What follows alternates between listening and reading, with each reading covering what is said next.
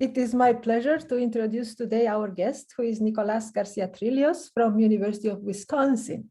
Nicolas has never visited Seattle, but he hopes that one day he will, and we hope too. However, in the meanwhile, I want to say a few things about the places where he has been. And he started with getting his undergraduate degree from Universidad de los Andes, Bogota, in Colombia in 2010. Then he got his PhD in mathematical sciences from Carnegie Mellon University in 2015 with a thesis on variational limits of graph cuts on point clouds, which actually was awarded with the Aranda Ortaz Prize from the Bernoulli Society for a thesis in statistics from a graduate from Latin America. Further, he was a Prager assistant professor in Brown University, and since 2018, he's an assistant professor at the University of Wisconsin in statistics. Nicolas' work, as you can see from his thesis, has continued to expand at the boundary between mathematical analysis, and probability, and statistics and machine learning. He has many contributions in the area of geometric learning and in the analysis of non-parametric statistical algorithms on various combinatorial and geometric structures. This is something that he's going to talk about today, and so I will stop and ask everyone to welcome him with applause so that we can find out about his latest research. Yeah, thank you very much. I mean, I'm kind of blushing right now. Thank you again for the invitation and for you guys to be, everyone being here this afternoon. Hopefully a lovely afternoon wherever you are. So yeah, I think, so Marina mentioned the word boundary of many things, and this is indeed what we're going to see today many times. Because in a sense, you know, we're going to see a lot of geometry, but let's say that the big question that I'm going to be exploring in maybe some specific context is this question over here. What is the relation between adversarial training and regularization? So we're going to be exploring this question a lot today. So now, just to fix some ideas, by adversarial training, I really mean a well-formulated mathematical problem, not necessarily an algorithm. I mean a mathematical problem, which will have this form. It's a min-max problem, where essentially the elements or the objects that appear in this problem, you can read as follows. So where there is some data distribution that we have, this is going to be mu, and throughout the talk is going to be mu. There is a statistical model that we're trying to basically tune based on our data mu, and let's say the parameters of this model we're going to denote by theta. There is a loss function that tells us how well we're doing when we select different values of our statistical model or our parameter as you know, so how this choice performs in predicting perhaps you know, for some task. Let's imagine like a classification or something like that. And then those three elements, of course, would define a risk, and in principle, we could define an unrobust problem where we would learn the parameters of our model. Now, of course, what makes this problem a little bit more interesting is that now, not only we want to perform well for our original distribution mu, but actually we're going to be assuming that there is an adversary who can actually change our original distribution mu to some distribution mu tilde that that somehow is like a perturbation of our original data set or original data distribution. Now, the adversary has some actions, so some limited set of actions, and this set of actions is determined by some distance between this data distribution. So, I mean, the mu tilde that the adversary can choose has to stay within a certain ball, measured with respect to some distance between probability distributions. And the size of this ball is what we're going to call the adversarial budget. This is, I will denote by epsilon. Okay, so just in summary, an adversarial training problem is a min-max problem that has more or less these elements.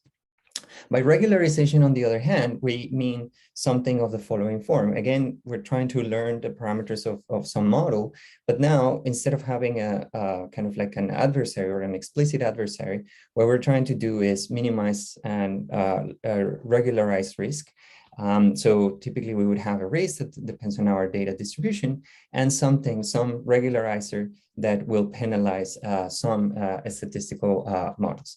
Now, of course, like this is a setting that appears in many contexts. So in classical statistics, you can, this problem reg, ridge regression, lasso regression, et cetera, they all have the same form. But also in applied mathematics, in inverse problems, in imaging, image processing, et cetera, you will find regularization problems like this. And also in graph-based learning. So if you're doing something like trend filtering and you want to define regularizers that are kind of adapted to the geometry of your graph, you effectively end up introducing a regularizer F that penalizes some regression function on your graph or some classifier on your graph, something like this. Okay, so those are the elements, and these are the two problems. And we're wondering how are they connected, if there is any connection. And sometimes, in fact, there is a quite explicit connection. And so here we're going to review a little bit some of the distributionally robust optimization literature. So let's imagine a setup like the following. So suppose that theta, the capital theta, the space of parameters is RD. Here we're really thinking about a linear regression model, just a very, very basic setting. Our data is going to be pairs X and Y. X is going to be a feature vector. Y is going to be some real number. The loss is just a square loss. Theta is, again, the parameter of our regression. And now I have also to define what is my, my set of actions for the adversary. So imagine that the metric that I'm going to use to measure perturbations to the data is an optimal transfer metric.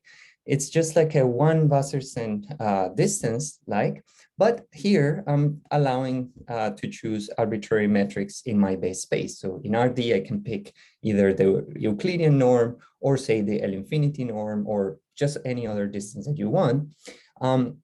And then, but then we are defining this cost function so that it also takes into account the y values associated to the feature vectors. And we define this cost in this way. Okay, so just, this is one example of a setting for adversarial learning.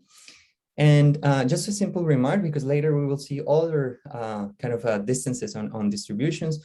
Notice that this is really a 1 Wasserstein distance. So I'm not taking powers of the distance. The only thing that I'm changing is the cost. The cost is just one specific choice of distance, but I'm taking just like I'm not taking powers of that distance in any way. So this is just like one remark that will be perhaps a little bit more relevant later on. Now, what is well known is that actually one can write an equivalence between a problem, like an adversarial training problem, so it's a min-max problem with the ingredients that I mentioned earlier, and some explicit regularization, where this would be your fidelity term. You're still doing something like square loss, maybe you're taking the square root of that, but still, it's just something that depends on your observed data. This is the what you would minimize if there was no adversary. And you have an explicit regularizer, which in this case is the Q norm of the parameter theta. So if you choose the P metric, for example, the P metric to measure distance of perturbations, then what appears as regularizer is the Q metric, being Q the dual norm. And so this is a result that has been known actually for quite a long time, but here I'm just listing a few references where this appears explicitly. In this last reference, in fact, there is a more general result. So here, essentially, we have like something very simple, but you can imagine something like group, lasso, et cetera. And in fact, maybe this becomes a little bit more clear when you think about the case Q is equal to 1. This is just the L1 norm of theta. So this is really what is called the square root lasso. So you can imagine that there are other learning settings, other statistical settings where similar equivalences hold, and again, maybe group lasso, et cetera. There is in general this equivalence between adversarial training and regularization. Okay, so you can check any of these references, you will find stuff like that. Now, okay, so that's kind of like a little introduction. So some literature that has explored this connection between those two worlds, if you like. But what we're interested in today's talk is non-parametric settings. And just to give you an idea of what are the papers or what are the works that this is going to be based on. So this is something that started more or less a year plus a couple of months ago when I worked with a colleague at NC State on, basically this was the first time that I got interested in adversarial problems. And I'm going to talk about this work with my brother, who is also a mathematician. We also investigated, again, this question of adversarial training, robust learning, maybe more concretely in deep neural networks. And then the other two works that are going to appear today are something that is in preparation. It's within 1 week of finishing, but I will tell you what is in that paper. And finally, some work that my student Jacqueline King is finalizing. And I'm going to tell you like an entire story. So hopefully we will smoothly walk through all these papers. And I hope that to convey a big picture idea of the types of results and the types of questions that we're asking throughout this. Okay, so what is the setup? Initially, I'm going to consider a binary classification setup. So my parameter space, in fact, is going to be the set of all possible measurable subsets of RD. And just because theta gives us the impression that we're working with finite dimensional objects, I'm just going to replace little theta for A. For me, A is going to represent the subset of RD. And you have to think about this subset as really as binary classifiers. And it's very simple. What is the kind of the correspondence? If you give me a region A, this is going to indicate that that classifier induced by that set A will say that a given point X belongs to class 1 if the point X belongs to the set.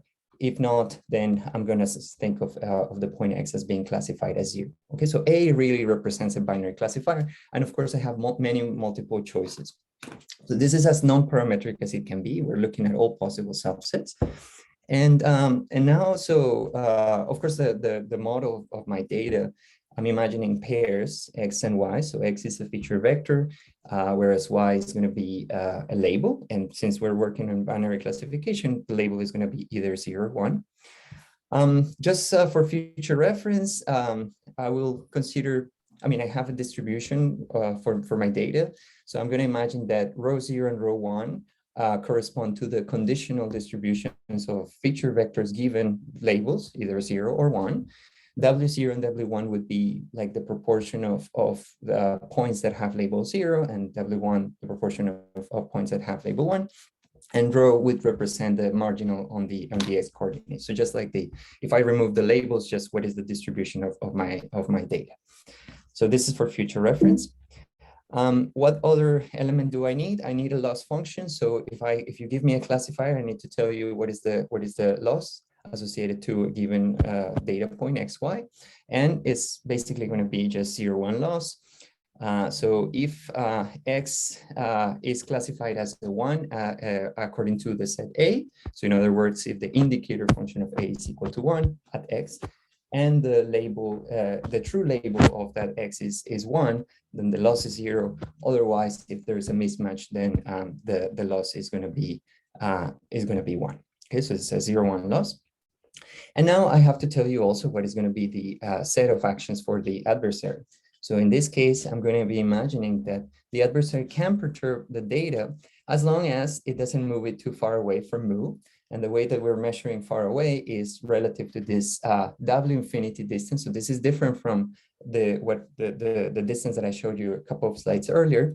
And this is defined in terms of a maximal distance that is traveled by, when you're trying to match distribution mu with mu tilde. So basically, at every point in the support of, so you're looking for the best way to match the distribution mu and mu tilde, and the way that you're measuring best matching is in terms of the maximum distance traveled. So this is why we have a supremum over here. And then the distance in this case is really like what I showed at the beginning, with the only potential exception that now the D here could be quite general, quite abstract. It doesn't have to be coming from a norm. It could be the Euclidean norm if you like, and in fact, at some points during the talk, it will be the Euclidean norm. But in many other points, it can be just an abstract distance. It doesn't have to be anything really nice, let's say. But it's really a similar setup as in the first slides, except that I'm looking at an infinity Wasserstein distance as opposed to a 1 Wasserstein distance. This will be, I'll tell you what's nice about this choice, although maybe some of you already kind of get a feeling for why this is going to be meaningful. Now, one thing that is, okay, so let's say what is the actual adversarial training problem that we will be interested in.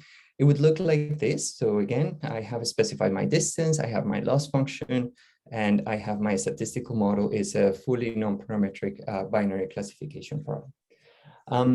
Okay, now one thing about this specific choice of metric and specific choice of adversarial actions is that you can actually write this supremum in perhaps a more understandable way. And what it basically boils down to is to say, well, if you have a data point in your original data distribution, what the adversary can do is change the location of the feature vector, and it can move it anywhere that the adversary wants, as long as it's within some ball of radius epsilon around that point X. So in this sense, this problem that was defined in terms of perturbations for measures becomes much simpler, much more concrete in the sense that now everything is about the geometry of the basis space. In this case, let's say RD, the space where the feature data lives. Now, notice that here, initially there was a y tilde, and the y tilde, so corresponded to the distribution Matilda. But remember that in our model, the adversary cannot change labels. The adversary can change the feature vectors. It cannot change labels. And this is a modeling assumption that makes perfect sense when you have seen these stop signs that have patches, and by adding patches to stop signs, what you're really doing is changing the feature vector. But we think that the true label should remain the same. So y and y tilde should be the same, although x and x tilde are different. So conceptually, this makes perfect sense to enforce that the labels are the same. We want to still predict correctly because the true labels remain the same. Okay, so that's something nice about the double infinity model, that you can write it in this form. And maybe again, for future reference, this object here, I'm going to call the adversarial risk associated to the binary classification indicator of A, or simply A. And our problem is to minimize over subsets of RD this objective over here. Okay, so that's the problem. So, okay, so now that the setup is more or less clear, I hope, then I'm just going to state a few comments. So some observations that one can imagine occur as you introduce this adversary. So the first thing is that regularization somehow is connected to adversarial training. So this is related to the broad question that I asked at the beginning. And more concretely, in this specific setting that I was presenting just now, what I mean is that by the fact that the adversary is there, the decision boundaries of my optimal classifiers should get smoother and shorter in some sense when the adversary is there. So the difference between not having the adversary and having the adversary should imply on decision boundaries that they are getting smoother and shorter. So this, if you think about it, this is talking about regularity. So we are enforcing regularity in classifiers by having an adversary there. So this second statement here is connected to the first one in a more geometric setting.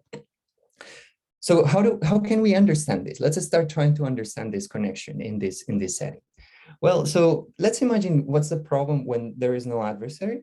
So when there is no adversary, our risk is really just the usual vanilla risk that we are familiar with. And this is the problem where we actually even know what is the solution to optimizing that vanilla risk. We probably in the very first course in statistical learning, we learn about the Bayes classifier. First lecture in the first course of statistical learning, we learn about the Bayes classifier. And that Bayes classifier, if we understand what is the distribution of our data, in principle, we would know what that classifier would be, what that region would be. And okay, so suppose for a moment that we know what that is. And now the question is, what is going to be the effect of an adversary on that classifier? Okay, so I want to formulate this question a little bit more mathematically. I want to say, okay, so starting at epsilon equals 0, where we know what is the solution to our problem, that's A0 star, the base classifier. I want to track solutions to this family of problems. So now I'm not going to be thinking of a fixed value of epsilon, so fixed value of budget, but rather I want to understand how the solutions change as epsilon grows. In other words, how the solution change as the adversary gets stronger. This is what we're interested in. And a little bit more mathematically, really what I'm trying to do is almost as if I was doing an initial value problem. At epsilon equals 0, think about epsilon as time. At time 0, I know where I start, that is the base classifier. And now I would like to produce, think about it in this way, I want to produce an evolution of decision boundaries so that hopefully at every point in time epsilon, I will recover the decision boundary of an optimal solution to the adversarial problem. Okay, so this is what I want. This is kind of an initial value problem. I have the initial condition.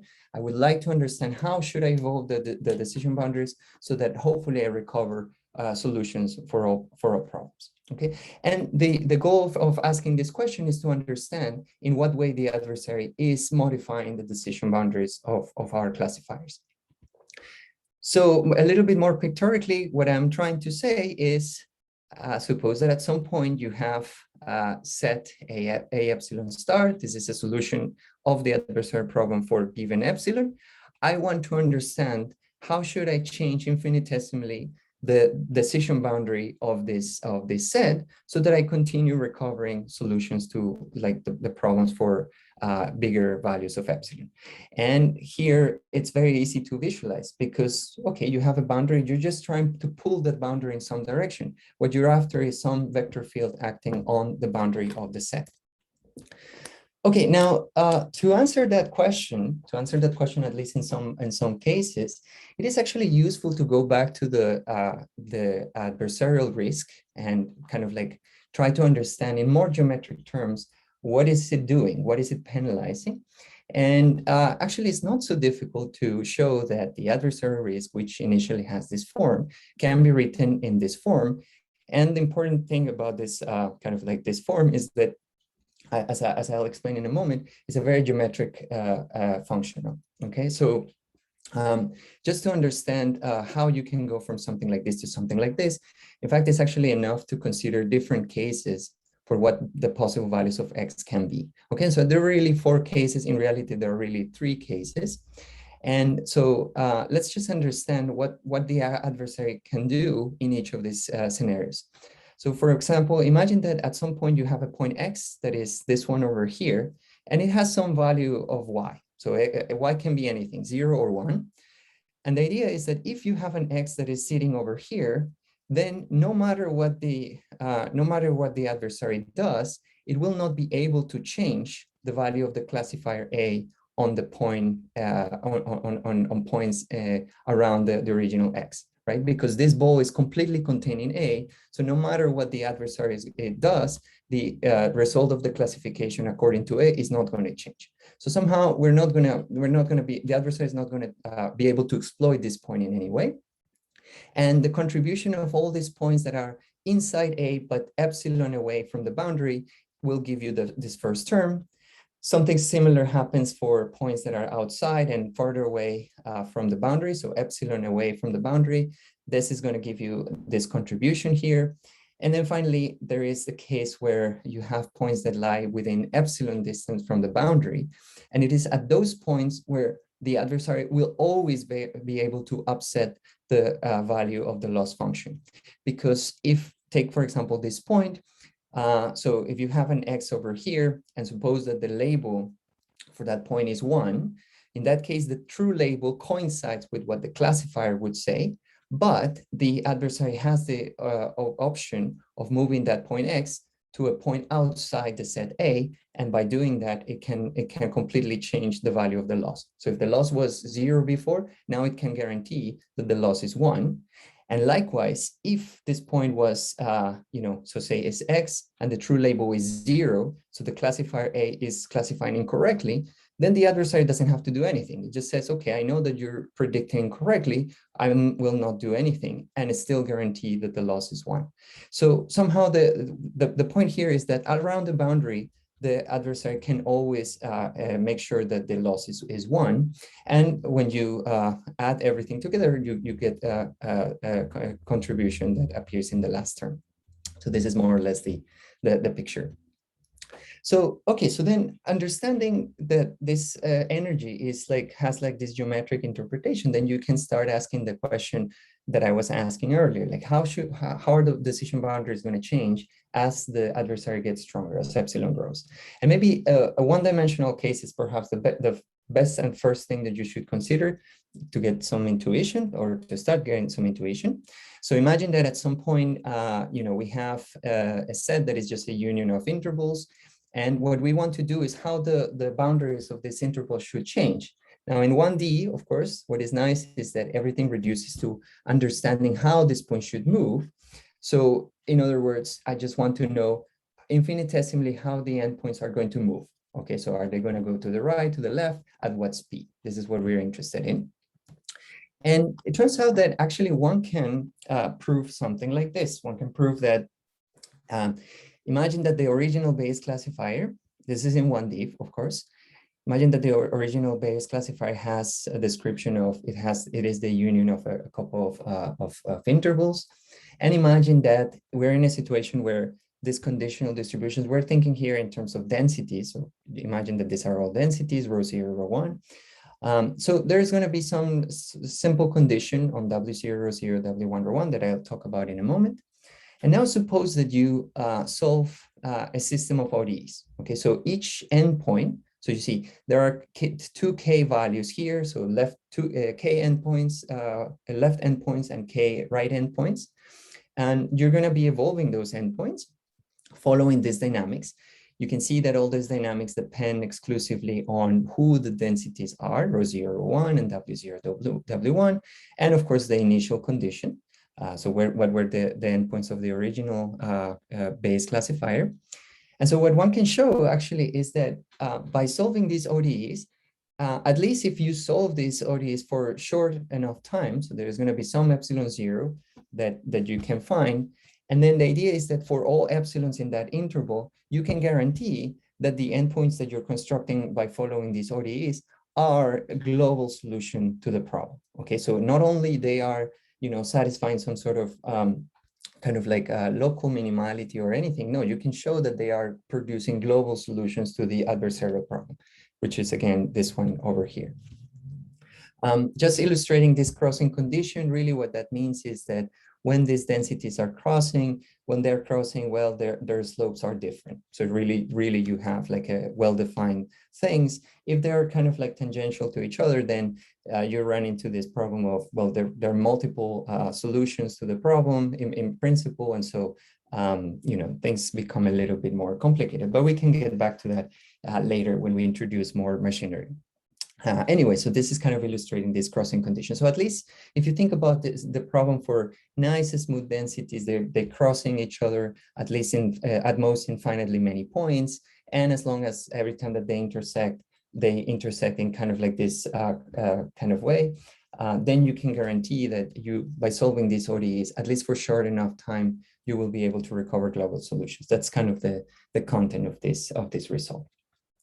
So one thing that is kind of instructive is to think about what is the adversary doing instantaneously as soon as we turn it on. So as soon as the adversary enters the picture, we want to understand what is the instantaneous effect on the boundaries.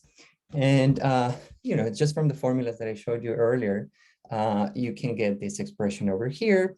And one can, I mean, just by the definition of all the elements here, this denominator is going to be a positive quantity, is well defined by the crossing condition, but it's in particular also positive.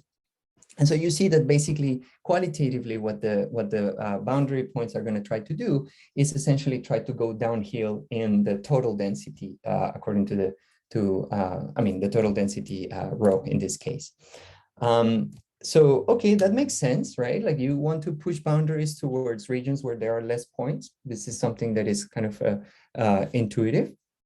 Um, and just to comment really quickly about kind of like some of the elements for the proof of this statement, let me just mention a few things. So the first thing is, the first step is always to try to understand necessary conditions of optimality for this set A epsilon star. So if this guy is minimizing the adversarial risk, then it should be in particular a local minimum. So that means that if we were to perturb that set, we would encounter other sets that are not that cannot be better than my minimizer.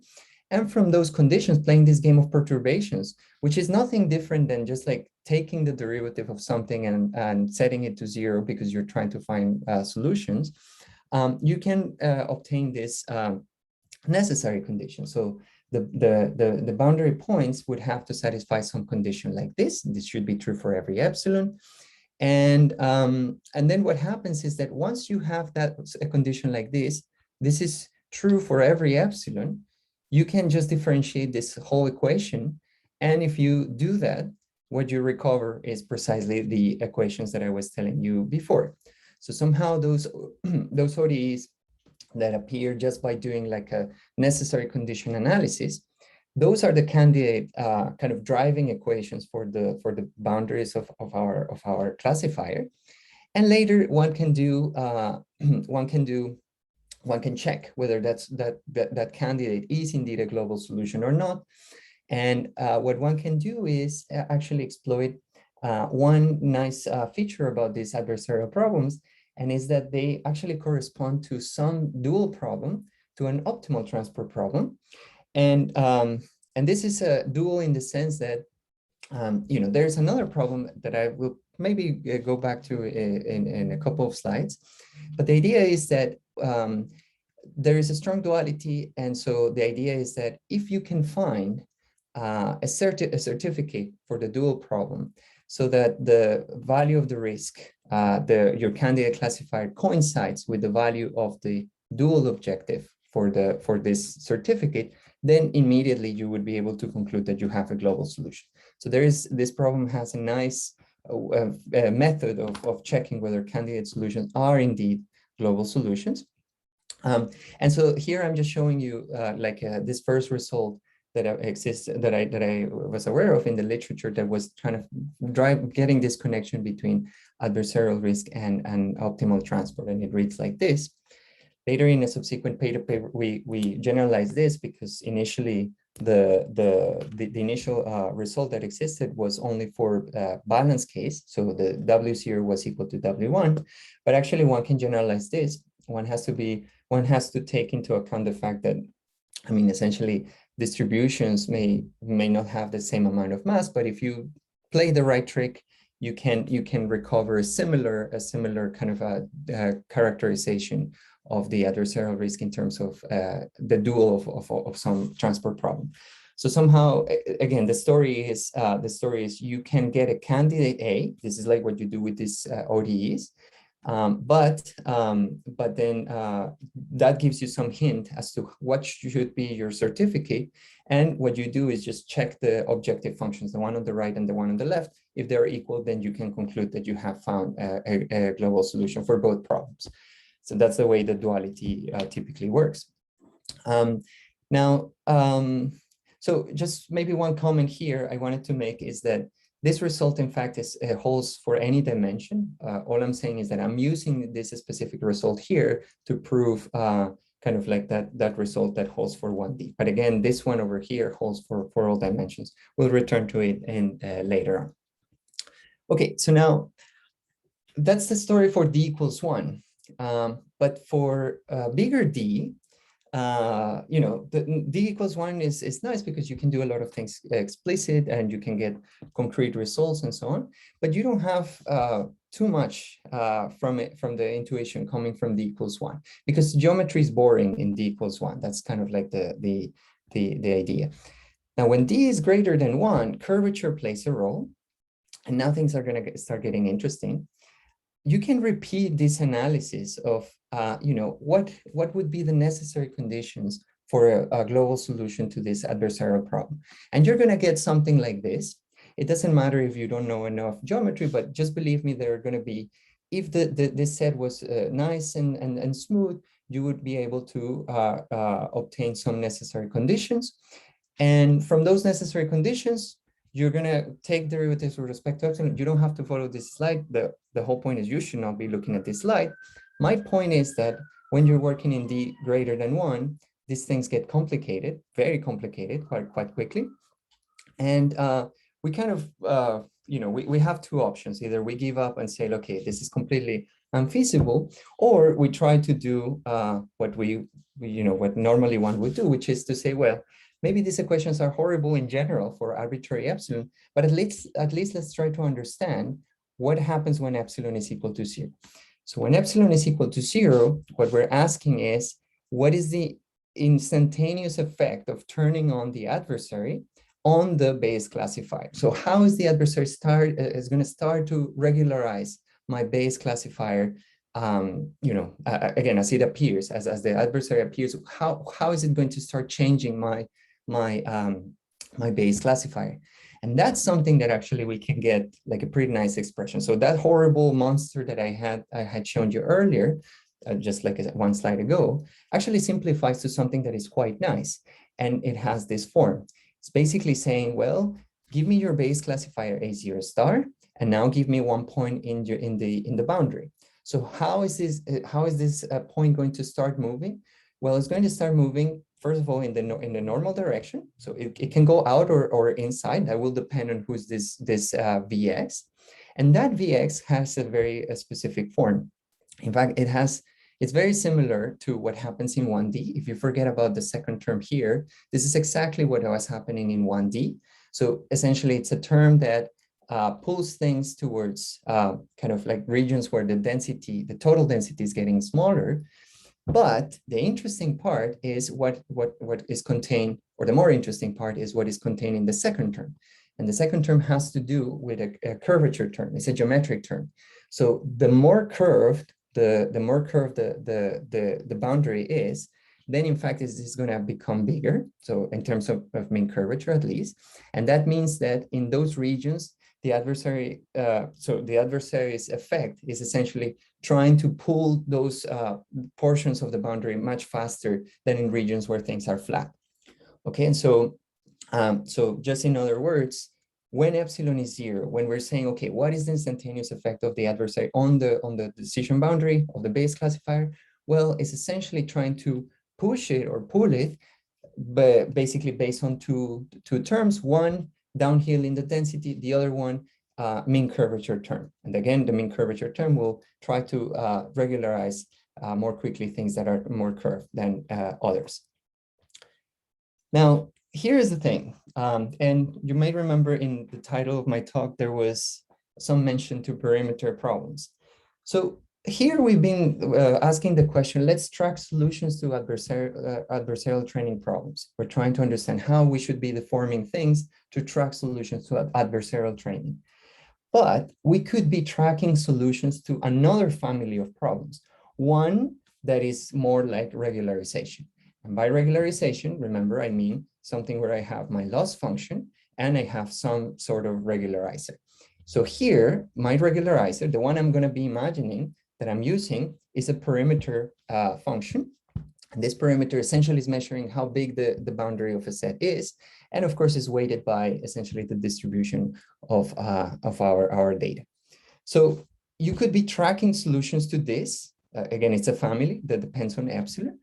And what turns out is that if you try to find the infinitesimal change of the initial kind of minimizer, which is the base classifier, by tracking solutions to this problem, you're going to recover the exact same infinitesimal change as in the adversarial problem. So conclusion so far is the following. Perimeter somehow is connected to regularization induced by adversarial training. Okay, because of what I'm saying. So, the instantaneous effect is the same as if you were kind of like trying to penalize the perimeter of your decision boundaries. You're trying to make the boundary shorter in some sense. And then the question is, okay, so now we have this regularization problem, and the question is if it's equivalent to adversarial training for all epsilon. And of course, you can guess that the answer is no, but something interesting happens, that this is actually true. Like adversarial training is a perimeter regularization problem, but provided that you change the notion of perimeter. Okay, so regardless of what measure data distribution you take, what distance on your adversarial actions you're taking, you can always write adversarial training problems, the model that I wrote at the beginning, as a regularization problem, where this object here, this perimeter, is a perimeter. This object is a perimeter. And what does it mean to be a perimeter? Essentially, at least two properties have to be satisfied to be able to call something a perimeter. First thing is that, well, this is always positive. Regardless of what set you pick, this is going to be something that is positive. And this, importantly, this perimeter has to be a submodular function. What does submodularity mean? That this relationship is satisfied. And there's more than what one can say. So in fact, every time that you have a submodular functional, you can define some functional that is now defined over functions, not just sets. And this is done just by kind of integrating the perimeter of level sets. The thing is that the submodularity at the level of sets translates into convexity of this object here. This object will also be one homogeneous, and it will have all these kind of technical assumptions that are typically needed to show existence of solutions, et cetera, et cetera. So there is more. There is, you can now define a new problem. You can say, okay, let's consider then the problem now no over sets, but over functions that take values in 0, 1. And now you can interpret this from the perspective of classification. You can interpret this as a probabilistic classifier, right? So u of x will tell you what is the probability of classifying x as a 1, and 1 minus u of x would be the probability of classifying something as a 0. And so, so the idea is that the adversarial training problem, the original one, is equivalent to this problem. But remember, this is a convex function in U because of the properties that I was telling you. This is a convex function in U. And in fact, if you can find solutions to this problem on the right-hand side, you can always recover solutions to the adversarial training problem, which is a problem on sets. So that means that the right-hand side, this one over here, is an exact convex relaxation of AT. So you have, I mean, okay, so, and more explicitly, this TV is going to have this form. And you can see that this is really like as if it was like penalizing the gradient of a function U. So if U was smooth and epsilon was small, this term over here feels like a finite difference. You're rescaling by epsilon, so that looks like gradient. And the same thing is true over here. But this is more general. This is defined for all epsilon. And then the perimeter will simply be just applying this function to an indicator function of a set. So there is a, I mean, it's not that this perimeter is not explicit. There is an explicit formula for it. In the literature, in geometric measures theory, geometric analysis, these are called non-local perimeters. And actually, they are what are called also of Minkowski type. This has been explored in image analysis, in particular for denoising, when you want to preserve fine patterns of images while at the same time doing denoising. People have used functionals like this. Of course, not exactly like the ones I'm showing you, because the ones I'm showing you come from a statistical problem. It's coming from a robust kind of a statistical inference problem. But still, these types of functionals have been studied in the literature, and again, as for image denoising. And I guess a more modern picture of the one I just showed you would be like the application in adversarial training. So if, you know, typically you would have a data set and you're not worried about being robust or not, then you can kind of classify the data set in this way with this simple linear classifier here. If you add perturbations to your data, then well, the linear classifier is going to be, I mean, the adversary can attack that very well. And now the solution is going to be better. I mean, you're going to be better off by kind of trying to avoid the little boxes around the data point. So here, the action of the adversary is measured in terms of the L infinity norm. So one thing that I wanted to say here is that, for example, in terms of perimeter, the perimeter that I just told you about, although in the local sense, this straight line has a smaller perimeter than this red line, in the new perimeter, the red line actually has a smaller perimeter than the gray one. Okay, so that's one of the reasons why the red one in particular is a better solution to the adversarial problem than the gray one, which we would imagine is a nice and simple one. Now, one thing that I wanted to say is I wanted to list some consequences of this perimeter TV perspective. So the connection between adversarial training and perimeter minimization, TV minimization, has some consequences. So let me just list some of these consequences. So regardless of the measure mu, it could be empirical densities as general as you can imagine. And in fact, regardless of the distance as well, like there are very, very, very minor assumptions here. You can always show existence of solutions to adversarial training problems. You can show that, I mean, this is an existence result. Always you can prove rigorously that there exist solutions to the adversarial training problem. Talking about uniqueness, in general, these problems are not going to have unique solutions, but because of the underlying convexity, you actually have always a notion of minimal and maximal solutions, and these are unique. So you do recover some sort of uniqueness. You actually have some notions of regularity of this solution. So not only you have existence, uniqueness, but you also have regularity that is enforced by the adversary. So these maximal solutions, minimal solutions have some sort of regularity. And perhaps also more importantly, like you can always find solutions that are regular in some maybe more kind of intuitive way, like more natural way, at least in the Euclidean case. In more general distances, you know, one has to adjust the things, and maybe the notion of regularity changes a little bit.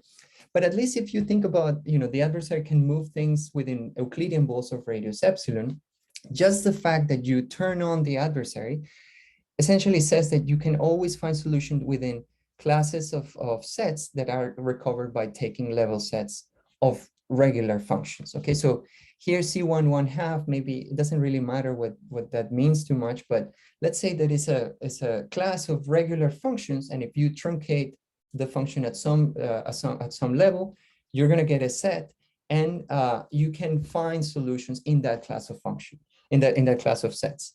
So what that means is that if you have an algorithm that operates by producing functions and truncating them, and these functions are nice and regular, then you have a guarantee that in that class that your algorithm is exploring, you may find solutions to the global adversarial training problem, which is, I think, something meaningful and that has like some consequences. Okay, so I think I'm running out of time, but I wanted to mention really quickly something about multi-class case. So everything that I've talked about is the binary case, but you can imagine like a similar story for the multi-class case. So now what changes is that instead of just having 0, 1 as classes, you have k different classes, E1 through Ek. We're imagining that these are like hot 1 vectors in Rk. And then there are two kind of like natural spaces where you're looking at your classification rules, either partitions, like actual partitions of Rd, or weak partitions. So those would be like probabilistic classifiers. One can define adversarial problems that are, you know, one associated to the partition, one associated to this relaxed notion of classification rules. And then you can show actually similar kind of descriptions of these problems. Adversarial training, this relaxed adversarial training, they will have a similar description in terms of perimeter minimization, in terms of total variation minimization. The thing is that in general, when K is not 2, but more, these two problems don't have to coincide, and one can write explicit examples where they do not coincide.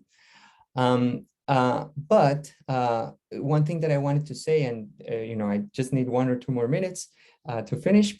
One thing that I wanted to say is that all of these kind of characterizations give like this very nice geometric structure. They allow you to prove a lot of interesting things because they show you the structure of the problem. But let's say that maybe more computationally, they're not so great because when you stare at them, they still look like infinite dimensional problems. You're still looking over classes of functions that are very large, at least at this stage. And the same thing for the sets, at least in this formulation. So even if the measure mu is discrete, you end up kind of like trying to solve an infinite dimensional problem. But still, you can go back to another, to this other kind of characterization, which was based on optimal transport, which basically says that, you can still recover the adversarial training problem as a dual of this optimal transport problem. And when the measure mu is finite dimensional, what is on the right-hand side is a discrete problem. So you can still recover solutions to this guy from a discrete problem in the case where you have finitely many data points. So that's good. So different characterization give different properties. And I also promised in my title that I was going to mention something about multimarginal. Well, for k greater than 2, there is an analogous result that basically allows you to relate this relaxed adversarial training problem with an multimarginal optimal transport problem. So the right-hand side is still, if your measure mu is discrete, you still have a discrete problem on the right-hand side, and in principle, you can use that to recover solutions to the relaxed adversarial problem. Okay, so just to wrap up then, some conclusions and perspectives. So what I presented today was links between different things. So the first thing was links between adversarial learning and perimeter. And I introduced it to you as I found it, like as I started thinking about this, like what is the action of the adversary on your decision boundaries? And then through asking this question, we have gotten to some of the results that I showed you later. There's also these links between adversarial training and optimal transport. The take-home message from this link is this idea that the optimal transport problems, you can solve them, especially for finite data. Question of how computationally expensive, what algorithm, that's a separate question, but at least it's feasible to do it. You're not working in an infinite dimensional space. And then there are many, many open questions, so this question that I was asking at the beginning, like how do you build solution paths in higher D? For D greater than 1, it's relatively simple, but for D greater than 1, it's much more complicated to formulate the evolutions, to show that there exist. As I said, numerics interpretation of these problems. There's a lot of things going on, but I just want to thank you for all your attention, and I'm sorry if I went over a few minutes. So thanks again. Okay, great, Nick. Wonderful talk, very inspiring. Any questions from the audience?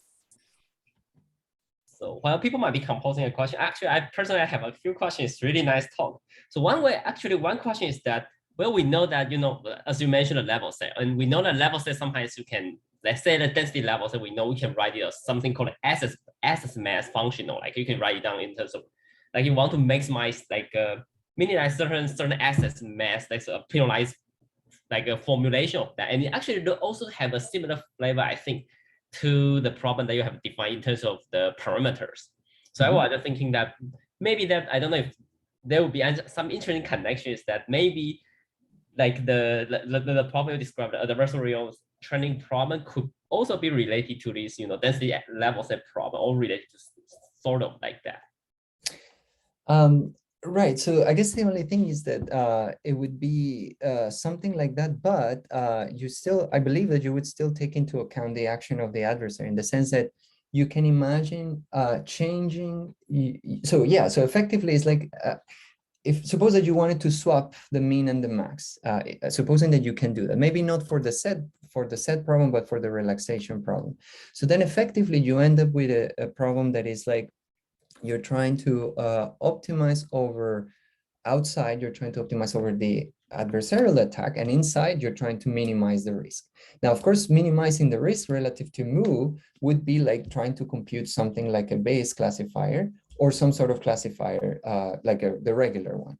So in a sense, so I mean, if I'm understanding correctly what you're saying, like I believe that yes, it's to some extent it's true that what you end up doing is once you know what is the optimal strategy of the adversary, you almost not I mean, one has to be a little bit careful there because you know, to get a saddle solution, but in principle you will be able to find solutions just by looking at you know, the optimal attack, and then from the optimal attack doing like what we would usually do in unrobust kind of training. So at least intuitively, this is what would be happening. Yeah.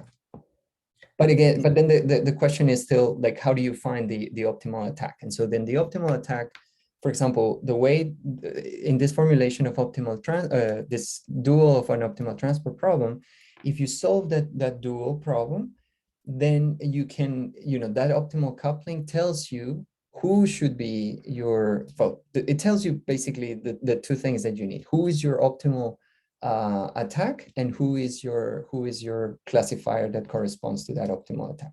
That's more or less the story. Great. So I have a question if there's nobody else. So first of all, thank you. This is extremely interesting and fascinating and very rich in consequences. I just want to ask a very simple question, maybe for my understanding. This looks like almost cut to fit for like kernel classification.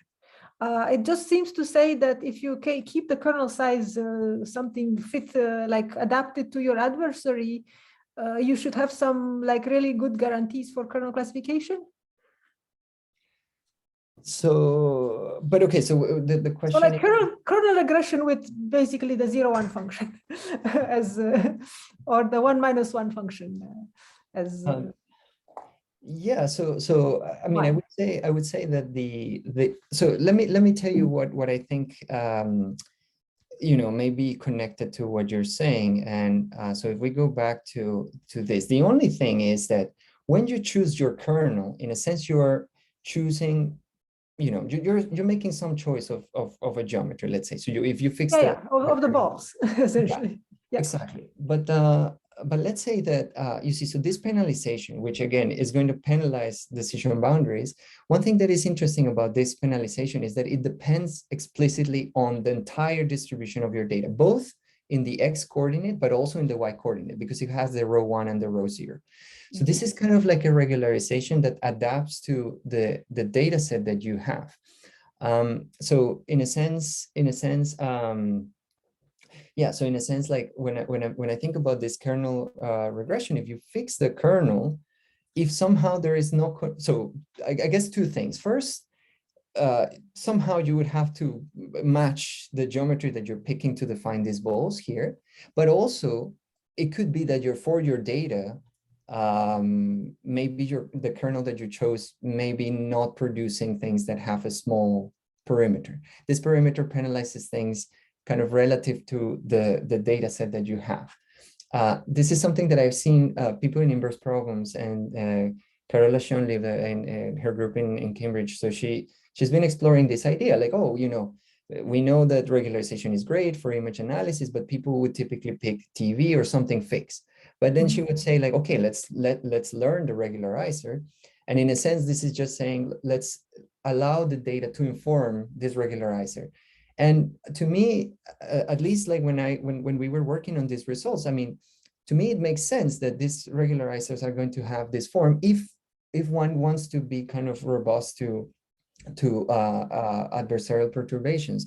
So the fact that this depends also on the data, you know, so makes me think that, yeah, so maybe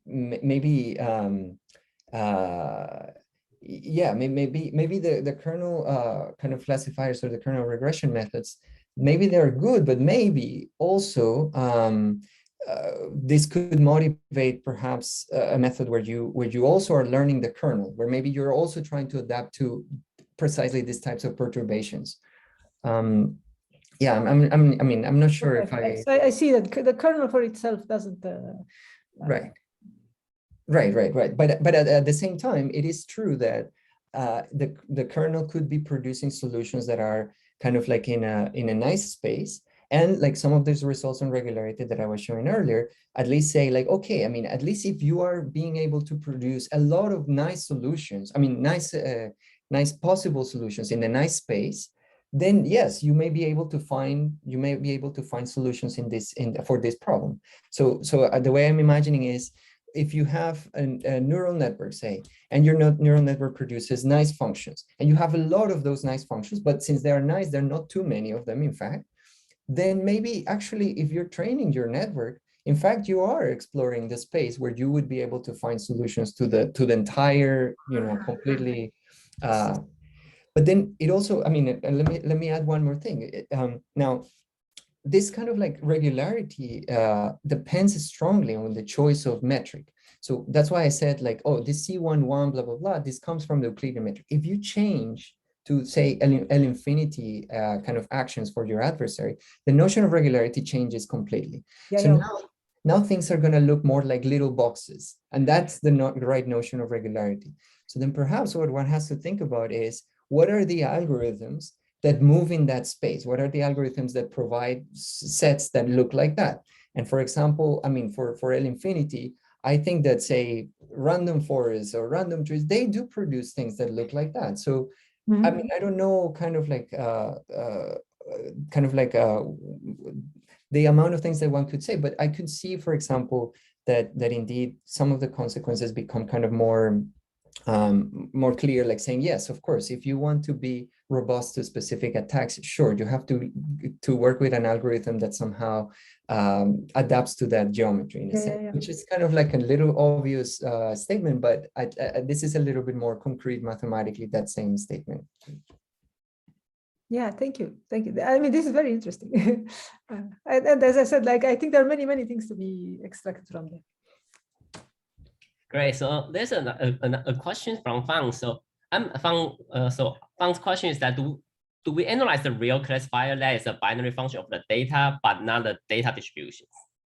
Yeah, so if I understand correctly your question, so in fact there's two moments in the talk. In the first moment, when I was talking about these evolutions and so on, at that level I was imagining the ground truth distribution. I was not imagining anything discrete. But the second part, like this part where I started making this connection with these sorts of perimeters and so on, this MOOC can be anything you want. So this MOOC could be an empirical measure. So in particular, so the adversarial training problem that I was defining there was for the data, not just for so it applies for any sort of measure, but here, in particular, you can take an empirical measure. And this kind of consequences that I was writing over here, this is still true. Like, and this is why I was emphasizing here that regardless of what measure you take, you can always find solutions. There is these notions of uniqueness to some extent. There is notions of regularity that, for example, this notion of regularity for maximal and minimal solutions is independent of the data. This just depends on who is your adversarial budget and what is the geometry on the adversary that you take. And then in principle, this kind of like a statement over here, one can say like, okay, can one quantitatively say how regular those functions are? Well, in principle, yes, you can also say that. And again, that would only depend on epsilon. It wouldn't depend on your data set. So, this is a statement of regular solutions, except this is regardless of what MOO is. Okay, other questions? Personally, I have another question. So when I was seeing like your derivation analysis, actually essentially boil down to the geometry around the decision boundaries, right? So I think that kind of reminds me of, there's some famous assumption called a Sivakhov's low noise condition that basically assumes, if you have a very low probability of occurring on that optimal decision boundary, then you can actually bound the risk. Because like if you think about it, it's like a low probability of you have a bad situations that you can make classification things. And I think that's a way that people use the assumption they can bypass some sort of curse of dimensionality. And I was thinking that basically, if my understanding is correct, under the similar assumptions, you could also upper bound the adversarial risk because if everything is really coming from the boundary under the similar low noise condition, can actually show that the training is actually robust. It's quite robust into this epsilon budget. So suppose you have this epsilon, like the tolerance level, the total risk won't really deviate too much. I think that under these low noise conditions. So yeah, that's my conjectures. Okay, yeah, no, it would be interesting to see and learn a little bit more about that. Yeah, I have nothing interesting to say about that, but I mean, I think that it's yeah, it's a good thing to look into for sure. Yeah. Okay, yeah. I suspect that basically at 0, the vector field on the boundary would be very small. I suspect, yes, because like it's already a robust situation. Right. Yeah, exactly. Like, right. So then that's exactly right. So then, I mean, one could in principle quantify, if a classifier is very, very robust by saying like, if you were trying to do like the effect of the adversary on them, and if you're saying you see that it's kind of small, then indeed, that would be the case. The only thing is, remember, like this is the example of this like linear classifier versus like this wavy thing. This is like an intuition that happens infinitesimally. Now, if one wants to, consider like bigger kind of like perturbations, then there the intuition like breaks down a little bit. And so now we will see a little bit more the geometry of the action space for the adversary. That's why in that example, we were kind of like trying to avoid these little squares. That is still some notion of regularity relative to that geometry. So yeah, that's one thing to say. Great. So other questions for Nick? Okay, so if no other question, then let's thanks Nicolas again for this really wonderful and insightful talks. And I think there was. Oh no, sorry, I wanted to applaud. Okay. Great to meet you. Great. Thanks everyone for participating. Thank you very much for having me. It was very nice to meet you all. Okay, great to see you. Bye-bye. Bye. Bye. Bye.